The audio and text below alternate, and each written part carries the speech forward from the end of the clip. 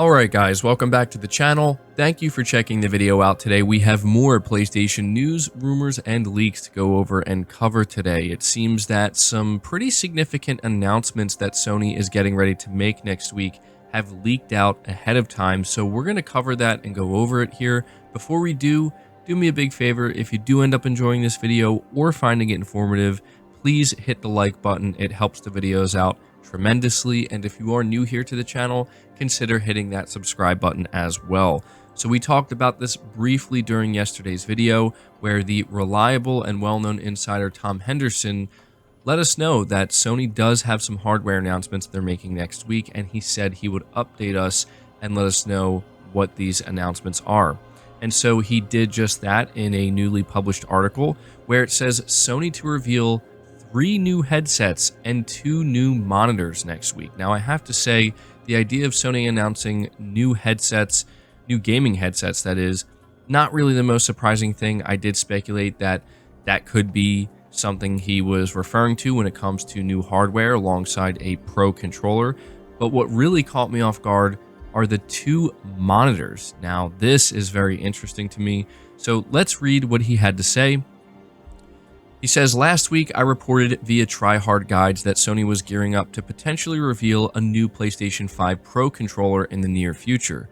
This assumption was based on the knowledge that Sony is in fact revealing new hardware at the end of this week. Although there's been no confirmation on if the controller will be revealed or not, it does make sense. There's still no official confirmation or insider confirmation that this is the case. However, sources have confirmed to their knowledge what will be shown off from Sony next week. Information on one set of hardware was already revealed, which is Sony's new headsets. These are the new InZone H series headsets, with 3 sets to be revealed next week.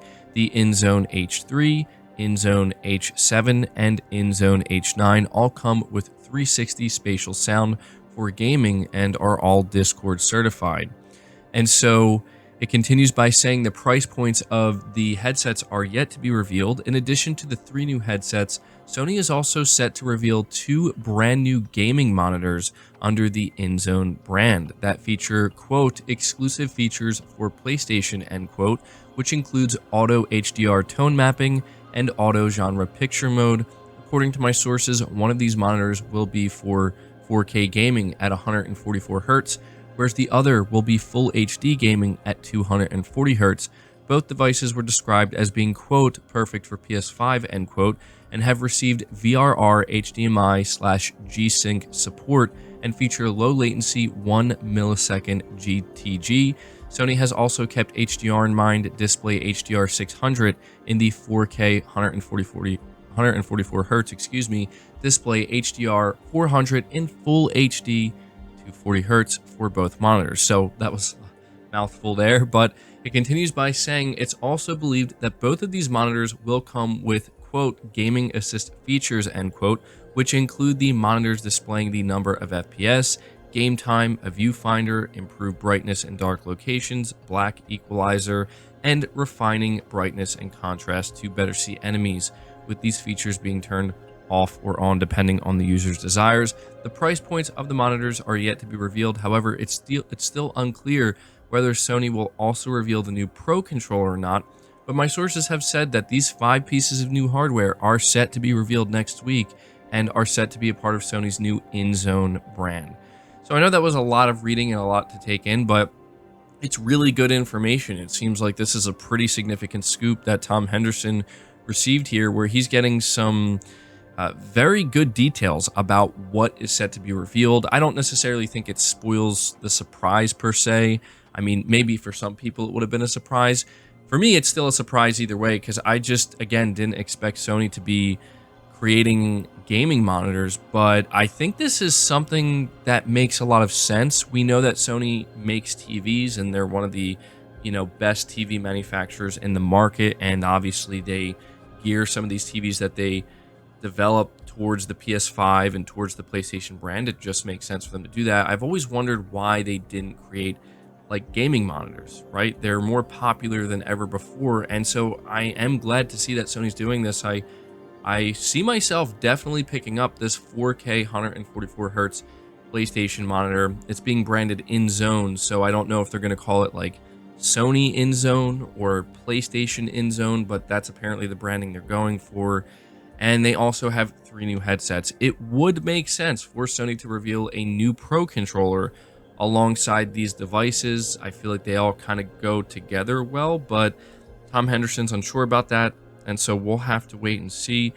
And if I had to guess, I think these are going to be standalone announcements, but Sony is known to reveal hardware during, like, shows that they do, whether it's State of Play or something else. So we will also want to keep that in mind as well. But there you go. This is what Sony has planned to announce in the next week, and it's been leaked out here. So at this point, I'm going to be interested to see what you guys have to say. Let me know down below if you are interested in any of these headsets or the gaming monitors. Let me know down in the comments below. We are moving on to the next topic, though, which talks about Sucker Punch and a new game that they are working on. This was revealed via new job listings. Sucker Punch is working on an unannounced open world stealth game.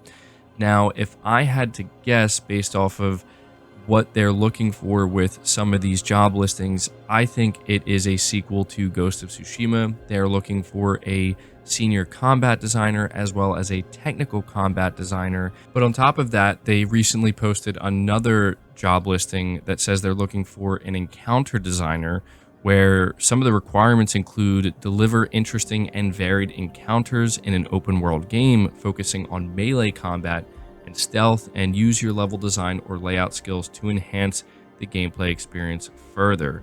So at this point, it seems very likely that they are working on a sequel to Ghost of Tsushima. What's worth noting here, though, is that it's also been confirmed in other job listings regarding Sucker Punch that they are working on a multiplayer game as well. So you do have to wonder, are these 2 separate games? Could it be that the sequel to Ghost of Tsushima will just feature multiplayer to some degree? Maybe there will be co-op, or maybe there will just be a separate multiplayer mode. Or are we going to see a sequel to Ghost of Tsushima, then also a standalone kind of like game as a service type multiplayer experience based in the Ghost of Tsushima world? That seems to be something that Sony wants to do for a lot of their big IPs.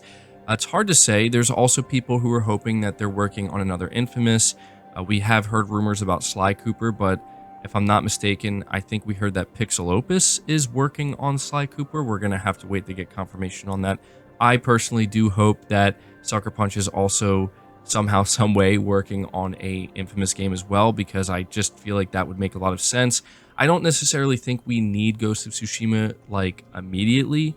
I mean, it was a huge success. It sold over 8 million copies in about like a year and a half, which is insanely impressive for a new IP. It's insanely impressive for any game to sell that much, but especially new IP. So I have no doubt in my mind that they are for sure making a follow-up, but I do have to wonder if there is anything else they're working on. But based off of these recent job postings, all signs point to this being a Ghost of Tsushima sequel. And it really, and this is the thing I really want to highlight here, it seems like they are looking to really double and triple down on improving the combat design, which I think is great, because that is like the best part of Ghost of Tsushima, is that combat. So in any way they can improve it, I'm all for it. But we're going to move to the next topic, which talks about Horizon Forbidden West recapturing the UK #1 spot, and how the PS5 version takes the lion's share of sales. I think this is important to go over, because a lot of people were maybe under the impression, based off of the timing of when Horizon Forbidden West launched, that maybe it wasn't selling so well, or it was being overshadowed by Elden Ring. I mean, there's no doubt that the hype for Elden Ring was on another level, and it's also a multi-platform game. But reading from PlayStation Universe, it says Guerrilla Games' Horizon Forbidden West has reclaimed the top spot on the UK all-format chart, with the PS5 version of the game accounting for the majority of sales. Presumably, this is the result of a fresh batch of PS5s making their way into retailers across the UK, as Gran Turismo 7 has also seen a considerable sales boost, leaping from 14th place to number 9 on the charts. Earlier this month, it was reported that the PS5 had enjoyed the biggest sales month in the UK so far in May of 2022, thanks to new stock arriving at retailers in the country. So yeah, I think it's really great to see Horizon kind of shooting back to the top spot, and maybe we are seeing a similar effect here, like what we saw with Spider-Man Miles Morales. Even though Miles Morales was available on PS4, it just seemed like that game kept charting throughout the year because it just was being sold with the PS5. Anybody who was walking into a store or ordering online and buying a PS5 was also adding Spider-Man, the PS5 version of Spider-Man Miles Morales, to their order. And it seems like we are seeing something similar happen here with Horizon Forbidden West. And this doesn't actually surprise me that much because I've always said that I get the feeling that PS4 players, I think that they just don't want to experience these new games on the older hardware. They want to experience it on the PS5. That's not to say that no one's buying these games on PS4, because they are, obviously. But I do think that people are more willing to wait than maybe Sony and others were assuming. So yeah, basically people are going out there, and when they're buying a PS5, they're now picking up Horizon Forbidden West with it, which I think is really good to see. But we're moving on to the next topic, which talks once again about Housemarque and how they're saying that they now have full support from Sony, since they are a first-party studio, to go even wilder with their next game. Reading from PlayStation Lifestyle, it says after Returnal was released, Housemarque said that they were hoping to be able to create bigger types of experiences, so they would no longer be known as the Resogun Studio, and it seems like Sony is helping them to do that. In a new interview, the developer has revealed that Sony's acquisition of Housemarque has given them a runway to go even wilder on their next game. Housemarque has already said that their next game will be a new IP, as they're moving away from the Returnal franchise for now. Senior narrative designer of Returnal told VGC how Returnal created the idea of what a Housemarque narrative would be like, but now they're looking to explore beyond that thanks to all the financial backing and stability from Sony. The developer now has a runway to go even wilder with that narrative. Sony was also extremely accommodating during the creation of Returnal.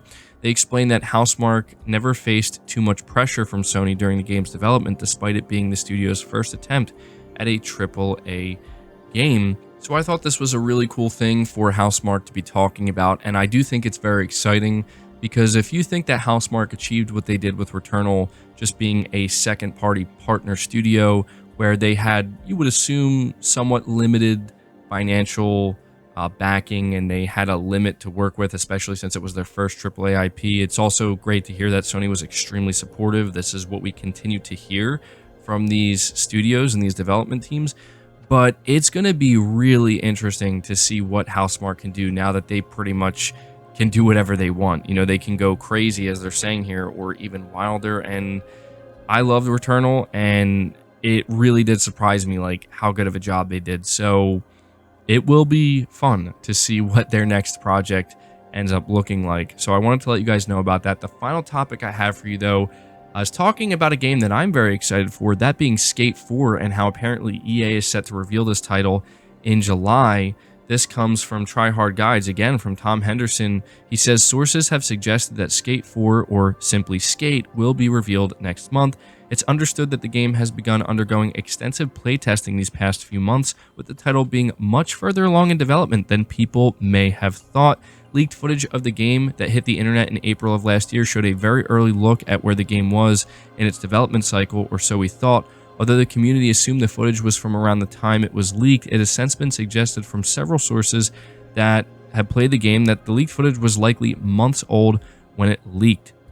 So this is actually really exciting to me, because I was really of the mindset that Skate 4 is not launching till like 2024 or 2025, but it sounds like, based off of what Tom Henderson's saying, that the reveal's coming next month, which is great, but that development is much further along than maybe we were led to believe. So all signs point to Skate releasing a lot sooner. I would say maybe even sometime in 2023 at this point.